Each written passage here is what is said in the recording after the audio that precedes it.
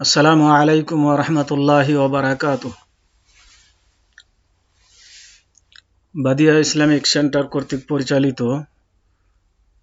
৪১তম শিক্ষা কোর্সের বাংলা বিভাগের চতুর্থ শ্রেণীর ফিকহ ক্লাস আরম্ভ করছি। আজকে ভূমিকা স্বরূপ কিছু বলতে চাই, আর তা হচ্ছে আমি ফিকহ ক্লাস ৪ বা ৫ সপ্তাহের মধ্যে কমপ্লিট করব ইনশাআল্লাহ। তো প্রতি সপ্তাহে ৪টা বা ৫টা বা ৬টা এরকম করে ক্লাস দেওয়া হবে। এই ক্লাসগুলো প্রত্যেক ছাত্র যেন ফলো করে, এগুলো পাঠ করে, এবং এর উপরে কিছু প্রশ্ন থাকবে। প্রশ্নগুলোর এই প্রশ্নগুলো হচ্ছে সাপ্তাহিক সাময়িক পরীক্ষার প্রশ্ন। এগুলোর মধ্যে এই পরীক্ষাগুলোর মধ্যে নাম্বার থাকবে, এই নাম্বারগুলো যোগ হবে ফাইনাল পরীক্ষার সাথে। আর এখানে নাম্বার থাকবে 30 নাম্বার। পুরা 4 সপ্তাহের মধ্যে যে প্রশ্নগুলো হবে, প্রশ্নগুলোর মধ্যে 4 সপ্তাহের প্রশ্নের মধ্যে 30 মার্কের প্রশ্ন থাকবে। তো এই প্রশ্নের যারা উত্তর দিবে, নাম্বার যেটা পাবে সেই নাম্বারটা ফাইনাল পরীক্ষায় 70 মার্কের পরীক্ষা হবে, সেখানে যোগ হবে। অতএব প্রত্যেকে এই প্রশ্নগুলোর উত্তর দেওয়ার প্রত্যেককেই উত্তর দিতে হবে। কেউ এর থেকে যেন বিরত না থাকে, কোনো ছাত্র যেন বিরত না থাকে। প্রতি সপ্তাহে প্রত্যেক প্রশ্নের উত্তর পাঠাবে। আমি গুগল ড্রাইভের মাধ্যমে প্রশ্নগুলো পাঠাবো। প্রশ্নগুলোর উত্তর লেখা সাবমিট করলে আমার কাছে চলে আসবে। তো সহজ থাকবে, কিন্তু দর্শগুলো ফলো করতে হবে। তো বাদিয়া ইসলামিক সেন্টার চাই যে তাদের সন্তানরা এলেমের দ্বারাতে উপকৃত হোক, এই জন্য এই কোর্সের ব্যবস্থা করেছে। অতএব এই কোর্সে কিছু পরিশ্রম হলেও, কিছু পয়সা খরচ হলেও আমাদেরকে এই কোর্স চালিয়ে যাওয়া বা এর সাথে জড়িত থাকা একান্ত জরুরি। কেননা আল্লাহ রাব্বুল আলামিন এই জ্ঞান আহরণ সম্পর্কে বলেন যে ইয়ারফাইল্লাহুল্লাযীনা আমানু মিনকুম ওয়াল্লাযীনা উতুল ইলমা দারাজাত, যে তোমাদের মধ্যে যারা ঈমান এনেছে এবং যাদেরকে জ্ঞান দান করা হয়েছে, আল্লাহ তাদেরকে মর্যাদায় উন্নত করবেন। সূরা আল মুজাদালা 11 নম্বর আয়াত। তো এখানে আল্লাহ রাব্বুল আলামিন ঈমানদার এবং যারা জ্ঞান অর্জন করে তাদেরকে মর্যাদাবান করবেন, এই অঙ্গীকার করেছেন। তাদের মর্যাদায় তাদেরকে উন্নীত করবেন। তো কোনো মানুষ যদি মর্যাদাবান হতে চায়, মর্যাদায় উন্নীত হতে চায়, তাহলে এলমের বিকল্প নেই। অবশ্যই তাকে দ্বীনি এলেম, দ্বীনি বিদ্যা শিক্ষা অর্জন করতে হবে।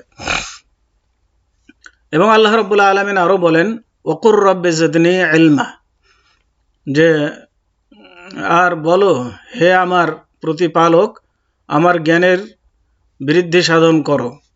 তার মানে আল্লাহর কাছে দোয়া করতে হবে, কারণ এটি একটি দুর্লভ জিনিস, মূল্যবান জিনিস, যেটি পাওয়ার জন্য আল্লাহ রাব্বুল আলামিনের কাছে আকাঙ্ক্ষা পোষণ করতে হবে, চাইতে হবে। তাহলে আল্লাহ রাব্বুল আলামিন মানুষকে জ্ঞান দান করবে। তো আমরা সর্বক্ষণ আল্লাহ রাব্বুল আলামিনের কাছে প্রার্থনা জানাবো, হে আল্লাহ, আমাদের জ্ঞানকে তুমি বৃদ্ধি করে দাও, আমাদের এলেমকে বৃদ্ধি দান করো।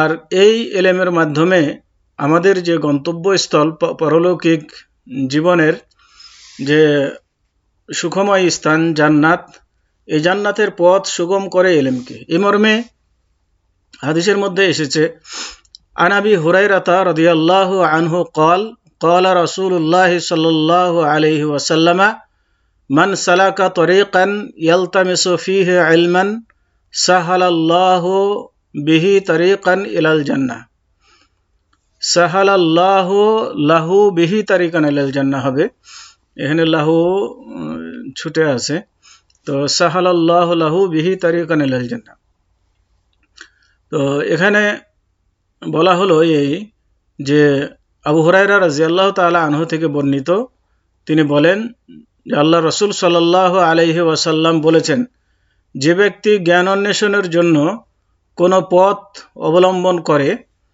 আল্লাহ তাআলা তার জন্য এর মাধ্যমে জান্নাতের পথ সহজ করে দেন সহিহ মুসলিম হাদিস নাম্বার 38/2699 তাহলে এই হাদিস থেকে আমরা যেটা বুঝলাম সেটা হচ্ছে যে এই জ্ঞানের মাধ্যমে জান্নাতের পথ খুঁজে পাওয়া যাবে আর জ্ঞান ছাড়া যদি কেউ জান্নাতের পথ অনুসন্ধান করে ইলম ছাড়া যদি জান্নাতের পথ অনুসন্ধান করে তাহলে তার অবস্থা ওই রকমই হবে যেমন অন্ধ ব্যক্তি কোনো জিনিস পাওয়ার জন্য অন্ধকারে হাতড়িয়ে বেড়ায় সে তার গন্তব্যস্থলে পৌঁছতে সম্ভব হবে না তো তার সামনে খাল বিল থাকতে পারে সে তার মধ্যে পড়তে পারে এই জন্য একজন চক্ষুষ্মান ব্যক্তি এবং একজন অন্ধ ব্যক্তি কিন্তু সমান নয় এই জন্য আল্লাহ রাব্বুল আলামিন বলছেন যে কুল হাল ইয়াস্তাবিল্লাযীনা ইয়ালামুনা ওয়াল্লাযীনা লা ইয়ালামুন বলুন যে যারা জানে এবং যারা জানে না উভয় কি সমান তার মানে কি উত্তর হলো না কোশ্চেন কালেও এরা সমান নয় যে জানে সে জেনে শুনে তা সে সঠিক পথ পাড়ি দিবে আর যে জানে না সে সঠিক পথেও যেতে পারে ভুল পথেও যেতে পারে ভুল পথে যাওয়াটাই সম্ভাবনা বেশি অতএব আল্লাহ রাব্বুল আলামিন এইভাবেও দৃষ্টান্ত দিয়েছেন একজন চক্ষুষ্মান ব্যক্তি আর অন্ধ ব্যক্তি কি সমান কোশ্চেন কালেও না যার চোখ আছে সে দেখে চলবে পথ যার চোখ নেই সে অন্ধকারে চলবে আর অন্ধকারে চলতে গেলে না দেখে চলতে গেলে তার ক্ষতির সম্মুখীন হওয়াটাই স্বাভাবিক অতএব আসুন আমরা জ্ঞান অন্বেষণ করি ইলম শিখি এবং সে অনুযায়ী আমরা নিজেদের জীবন করি এবং আল্লাহ রাসূল সাল্লাল্লাহু আলাইহি সাল্লাম বলেছেন এই কথা যে খায়রুকুম মান তাআল্লামাল কুরআনা ওয়া আল্লামা তোমাদের মধ্যে শ্রেষ্ঠ সে ব্যক্তি যে কোরআন শিক্ষা করে এবং অন্যকে শিক্ষা দেয় তো আল্লাহ রাব্বুল আলামিনের সবচেয়ে মূল্যবান বাণী আল কোরআন এটা আমরা জানবো শিখবো এবং অন্যদেরকে শিক্ষা দিব এর মাধ্যমে আমরা উত্তম ব্যক্তি হিসাবে পরিগণিত হতে পারবো তা আমরা যদি ভালো মানুষ হতে চাই উত্তম ব্যক্তি হতে চাই তাহলে পরে অবশ্যই আমাদেরকে কোরআন শিখতে হবে এবং কোরআন শিক্ষা অন্যকে দিতে হবে তাহলে আমরা উত্তম ব্যক্তি হিসেবে পরিগণিত হতে পারবো আল্লাহ রাব্বুল আলামিন আমাদের সবাইকে তৌফিক দান করুন এবং আমরা সবাই যেন আগ্রহী থাকি ইলমের সাথে লেগে থাকার ইলমের পথে সারা জীবন চলার জন্য যেন আমরা আগ্রহী থাকি এই কামনা আমি সকল ছাত্র ভাইদের কাছ থেকে আশা করছি আল্লাহ রাব্বুল আলামিন সবাইকে তৌফিক দান করুন এই বলে আজকের মতো এখানেই শেষ করছি ওয়া আখির দাওয়ানা আনিল হামদুলিল্লাহি রাব্বিল আলামিন ওয়া সাল্লাল্লাহু আলা নাবিয়িনা মুহাম্মদ ওয়া আলা আলিহি ওয়া আসহাবিহি ওয়া বারিক ওয়া সাল্লাম আসসালামু আলাইকুম ওয়া রাহমাতুল্লাহি ওয়া বারাকাতুহু